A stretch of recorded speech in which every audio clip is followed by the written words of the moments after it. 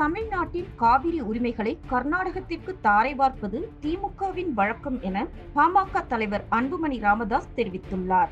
மேலும் காங்கிரஸ் கூட்டணிக்காக தமிழ்நாட்டின் காவிரி ஆற்று உரிமையை முதல்வர் மு.க.ஸ்டாலின் அடகு வைத்து விட்டாரோ என்ற ஐயத்தை ஏற்படுத்தி இருப்பதாகவும் அன்புமணி ராமதாஸ் தெரிவித்துள்ளார். மேகதாது அணையை கட்டுவோம் என கர்நாடக முதல்வர் மற்றும் துணை முதல்வர் மாறி மாறி கூறி வருவது கூட்டாட்சி தத்துவத்திற்கு எதிரானது எனவும், இதனால் தமிழ்நாட்டிற்கும் கர்நாடகத்திற்கும் இடையிலான நல்லுறவுக்கு வேட்டு வைக்கும் செயலாகும் என்றும் அவர் கூறியுள்ளார்.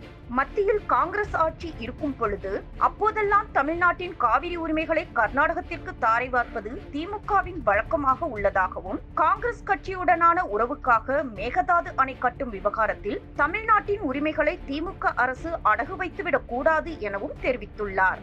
மேகதாது அணை கட்டினால் காவிரி பாசன மாவட்டங்கள் பாலைவனமாகிவிடும் எனவும், இதனை உடனடியாக முதல்வர் ஸ்டாலின் கண்டிக்க வேண்டும் எனவும் பாமக தலைவர் அன்புமணி ராமதாஸ் தெரிவித்துள்ளார்.